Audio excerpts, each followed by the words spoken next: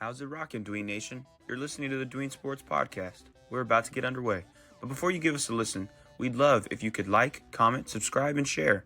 We are posting weekly sports content, and we want to build up the brand that is Dween Sports. Thank you all, and enjoy. Welcome in, Dween Nation. This is your host, Justin Pies, alongside Genoa Agudelo, and we're here to discuss Week 14, a.k.a. Fantasy Football Playoffs Eve. We're very close to Fantasy Football Playoffs. We got some big takes today to help you win your fantasy football matchups. We're just excited to discuss everything. But before we do, how you doing, Genoa? Yo, Dween Nation. How's everybody out there? Justin, it is, like you mentioned, Fantasy Football Playoffs Eve, going into, the first week of December here, which is, very exciting for many, many reasons there. But, Justin, we have some takes there that are quite interesting that I'm excited to get into. Not to mention, we have 6 teams on buys. Yeah. So it's kind of like, some matchups aren't quite too interesting there, with the Saints and Giants. But, there's some matchups that are, with bad teams. But we still want to have some bold predictions just to make it interesting there and give you guys a sense of kind of, you guys are betting, you guys are making parlays, or, some of these players might actually just be in your fantasy lineups there. So definitely, like to mention, always in these videos, we go spicy, spicier, and spiciest. So definitely. And it's going to be a good Thursday night game and kind of some little bit of some dud Sunday games. Yeah, I feel like we have another episode where we'll do our game predictions game by game. But it is definitely, at least there's some easier picks. I'm not saying maybe there'll be bad games per se, but it's a little bit clear. It's not like, ooh, I'm not really sure who's going to win this game. It's like I feel like there's a clear favorite in just about every game. But let's start this bold predictions, and I'll start us off at the top with my spicy take. And I like this one a lot, actually. And it's Thursday Night Football, Packers at Lions. Jordan Love's going to go into Detroit in the Dome. Everybody says Detroit's a Dome team, but they lose to Green Bay. Jordan Love puts on his best game of the season. Outduels Jared Goff. I expect this game to be high scoring, high flying, high excitement. But Jordan Love, as he did last Thanksgiving on Thursday morning in Detroit, he's going to do the same thing here on Thursday night, a year and a week later, and beat the Lions and have a very good game doing so. Yeah, Justin, I kind of see patterns. Last year was kind of the same thing where, Detroit goes into Green Bay and absolutely beats the mess out of them. I think Jordan Love did play that game. He struggled. And then they meet each other again, I believe. And, Jordan Love kind of gets his fair share of the deal. And so, kind of taking away Jordan Love, he's probably one of the more exciting quarterbacks of this season. Obviously, the first couple of weeks, he played week 1 and then he missed 2 weeks in a row. But I've noticed that he is more of a stadium, indoor, roof over the head kind of quarterback there. And so he's had some trouble really producing at a high level in fantasy when it comes to it being outdoors. When they played Detroit just a few weeks ago, it was a kind of rainy, snowy game. Goff didn't play the best as well, but he played good enough to convert key third downs and, put Detroit in scoring position, as to where Jordan Love on the other side of the football wasn't so much able to do that for the Packers. So I really agree with you there, and I'm going to have to fire up Jordan Love this week in our main league. I think that he has a great matchup, a great storyline there. And Detroit's really good at rushing the ball. Defense is good at stopping the run there. DeAndre Swift was very quiet on Thanksgiving Day last week. They were able to stop really, key running backs this whole season there, Detroit. So it could be kind of back and forth there in the passing game. For me, I'm going to go with another team that played on Thanksgiving, and I'm going to go with the Bears. Obviously, the last time we saw the Bears, Justin, you and I were actually together. We were in shock how 30 seconds on the clock just flew by with one timeout left in field goal range. Everybody in our area, your dad, our cousins, we're all hoping for some overtime because we still had about 35, 40 minutes to the Cowboys game. But my, bold take was that, right, my spicy take is that Caleb Williams is going to shine now. Justin, you and I have been consistent since the beginning of this podcast's creation. Matt Eberflus is not that guy. Not that guy at all. We saw some flashes with Caleb Williams. We saw, I think it was like week 3 or 4 where they went to Indianapolis and he gets over 300 yards. A couple weeks ago against Green Bay, he looked phenomenal. But now, Justin, it's just like, we saw even what he did a few weeks ago home with Minnesota, and he did phenomenal. And it's like, man, he could really be consistent if he just had a different coaching staff. And you know what? With this new coaching staff, obviously the Bears are not going to make the playoffs because they have three great teams in their division already that are looking to make the playoffs. And it's just like, I still believe that Caleb Williams is going to shine to end the season. He's a baller. He's a guy that takes pride in winning. I've been watching Caleb Williams since his early days at Oklahoma and then USC. He's a guy that hates to lose no matter the scenario. So I know Caleb Williams, heart of hearts, he's going to want to ball out for these last 4 to 5 weeks of the season and kind of prove to everybody that, hey, Jaden Daniels might be rookie of the year, but I'm here. Bo Nix is balling, but I'm still here. And it's really exciting to see that now he gets a matchup on the West Coast against the 49ers, a team that is struggling, a team that is beat up, a team that has lost heart potentially. So give me Caleb Williams this week to shine and to shred up these 49ers there in Santa Clara. Yeah, and I think another thing that it's like a weird coincidence, maybe you could argue, or it's just the fact that when head coaches get fired the week after, it's like a 1 week bump where the team with the new coach, new interim coach, they go ballistic. They have a good game. They get the victory. It happens literally 8 out of 10 times on repeat for fired coaches. The Saints did it, and I think the Jets did it as well. Yeah, you see? So it's like it happens, and we've seen the Bears offense be better. They've been better the last couple of weeks, and that was due to the newly hired interim or newly promoted interim head coach Thomas Brown, who took Shane Waldron's position as the interim offensive coordinator. Now with Eberflus gone, he's now put into the spotlight as the head coach.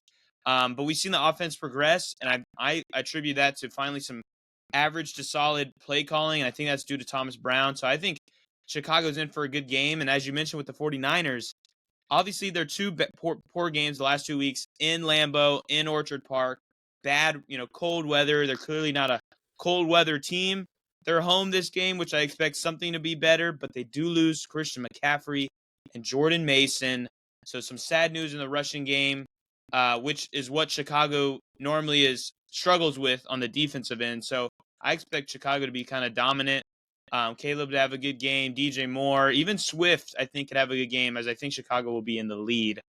My next, or my first spicier take is we're going to Pittsburgh where it will be cold there. Unlike this time, I don't expect any snow. It will be cold because we're in Pennsylvania, but I expect a duel of 6 touchdowns and 600 yards between Russell Wilson and Jameis Winston. Obviously, this past week, they were the quarterback 1 and quarterback 2 on the week. But I think this week coming up, they both, Jameis Winston just lost. Yes, he threw 400-something yards. Crazy game. He had a phenomenal game in fantasy. But I think he's going to come into this game. They just won a couple weeks ago on Thursday night, and George Pickens trashed them. Hey, Cleveland's not even that good of a team. He said it just about word for word. Cleveland's going to be mad coming into this game. Obviously, it's a division rivalry. But then you could argue on the flip side, the Steelers are mad because they don't think the Browns are that good, and they lost to that team, so they're going to want to show out. So I just think it's going to be a back-and-forth game. Jameis is going to tote the rock probably 50-plus times, and in that case, he will have a lot of fantasy points, probably some interceptions too, but enough fantasy points to go for at least 300 on each side and 3 touchdowns. Well, Justin, that is very, very spicy there.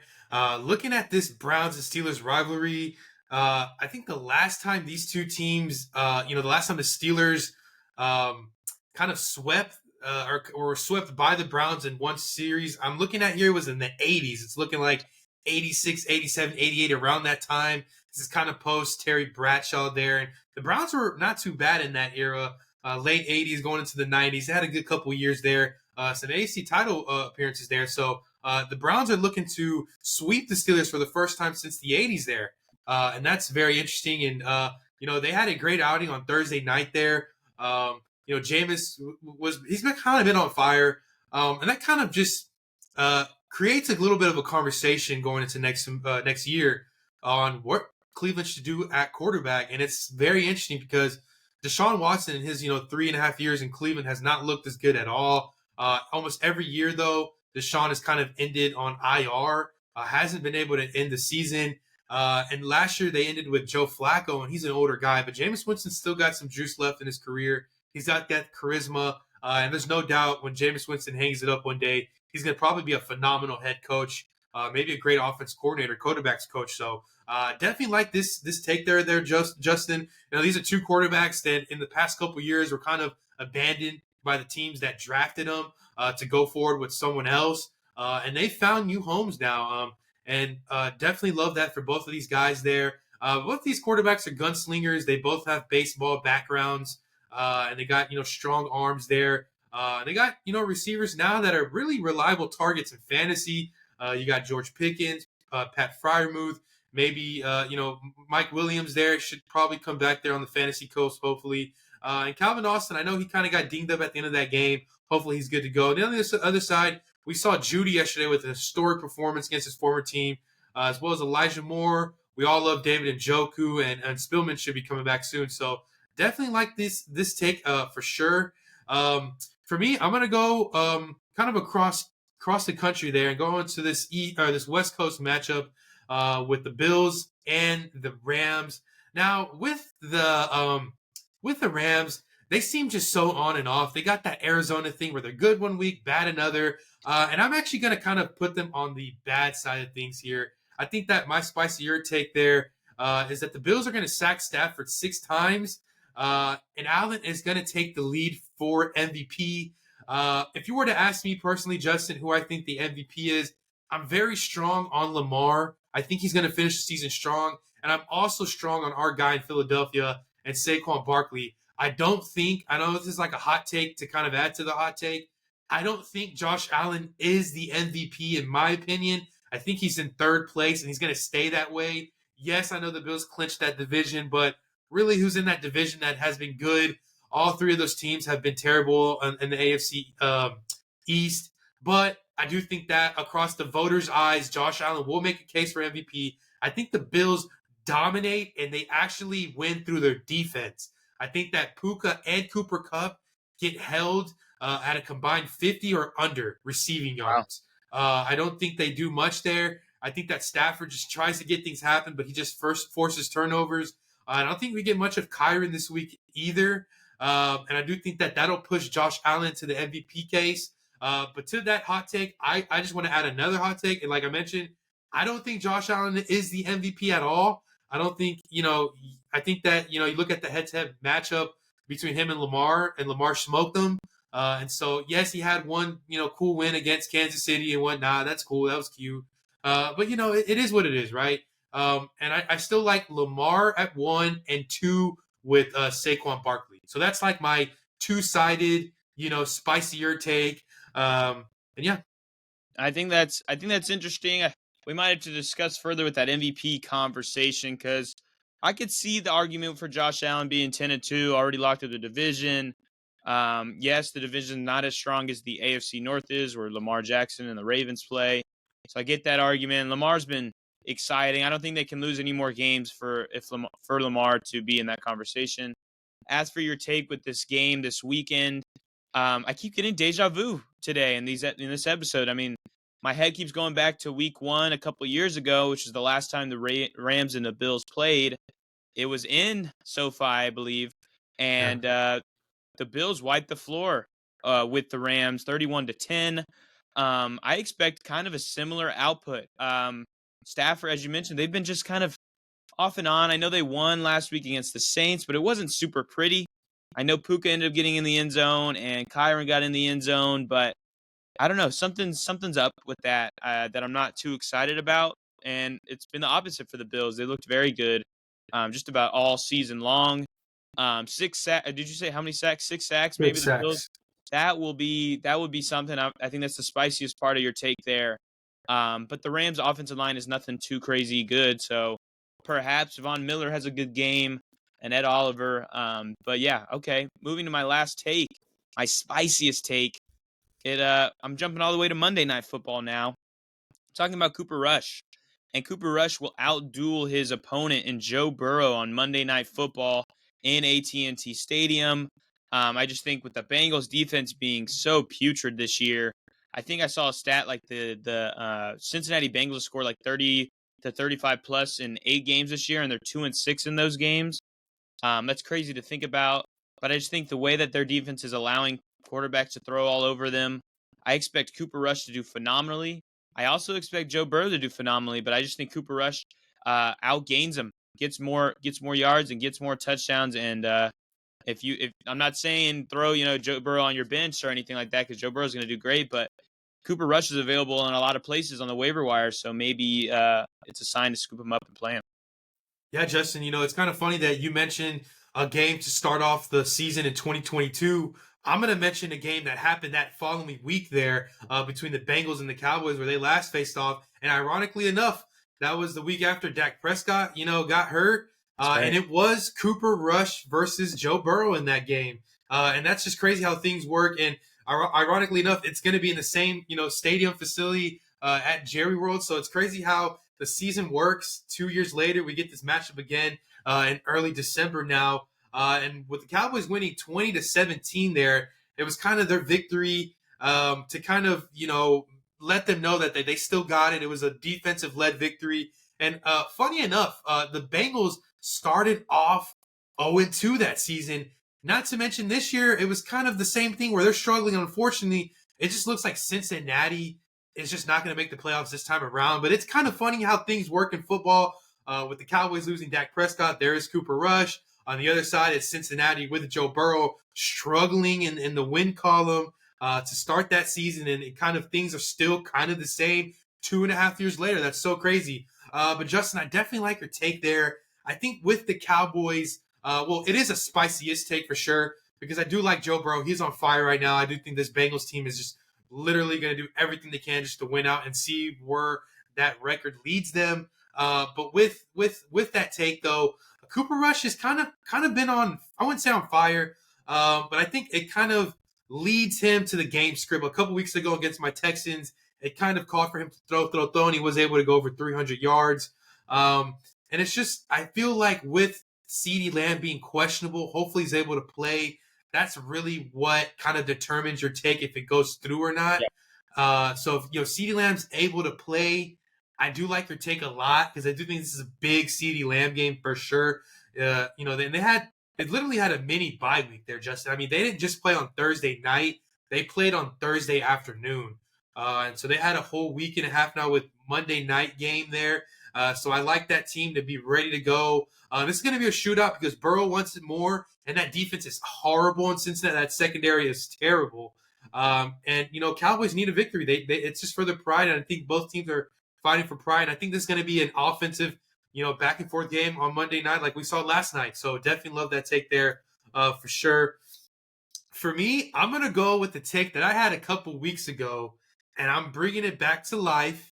And Dewey Nation's probably like, what are you talking about? And I'm talking about the Falcons. I'm talking about Kirk Cousins, but I'm kind of pushing Kirk Cousins out the way. And I'm looking at Michael Penix Jr., Justin. Once again, I have a feeling that we might see Michael Penix Jr. again this week. I don't know why, but I must say, Dewey Nation, I was 1-0 for this prediction. I'm thinking I'm going 2-0. And here's why I think this. So looking at the Falcons, they were 6-3 or 6-4 just a couple weeks ago. They get beat bad by Denver. They had this heartbreaking loss against the Saints. And now, what happened this past weekend really surprised me. I mean, I think the Chargers defense is a solid defense, but still, Kirk Cousins wasn't able to work his magic there. And it's starting to get a little bit concerning, especially in this division now where Tampa is now tied for the lead in that division in the NFC South.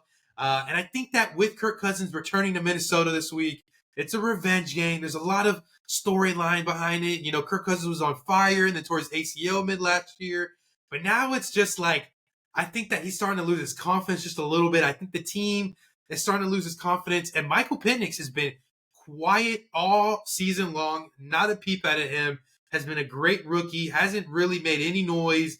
And he's just been learning. He's learning. We're at week 14 now, so it's not crazy to throw Penix out there with the division on the line. It's not like a week 1, week 2 where people are questioning, wow, Should we throw out Caleb? Should we throw out Jane Daniels? And now, Justin, I think that the fact that he doesn't even have a Jefferson on his team, Kyle Pitts is struggling.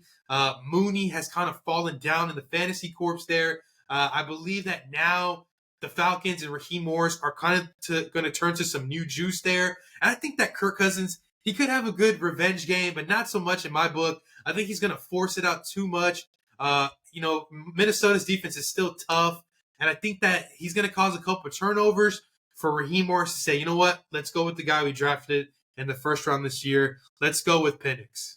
I mean, I would be absolutely shocked to see this. And if you get it right, I mean, somebody's got, you're hiding the crystal ball somewhere, because that would be something. To me, it's hard to see just because it is a revenge game. I feel like there's got to be some extra motivation for Kirk in this game. But if he struggles, I know that people were talking about it this past weekend after their loss to the Chargers, that are we going to see Penix? Raheem Morris was like, no, not yet, no. Kirk's still our guy, but I feel like that's always what the coach is going to say until all of a sudden Penix is in the lineup. So that would be something. It would be crazy, but that's why it's the spiciest take of this episode, hands down. But excited to see these games this week. We got a lot more content on the docket for Week 14, as well as the conference championship discussions for college football. So stay tuned for all of that, Dwayne Nation. Like, comment, subscribe, share, do all those good things that keep building up Dwayne Sports. But thank you guys for listening. And Jano, send us out. Yo, Dewey Nation, this was our bold predictions of the week. Go ahead and comment down below and let us know what are some of your own bold predictions out there. I think that, me and Justin kind of skimmed down on a couple of games. We might be missing something out there. So let us know, Dewey Nation. We like to hear you guys' opinions. Thank you guys for watching. We do have much, much more content for this week. So stay tuned for that. Thank you guys for watching. We love you guys. And as always, peace.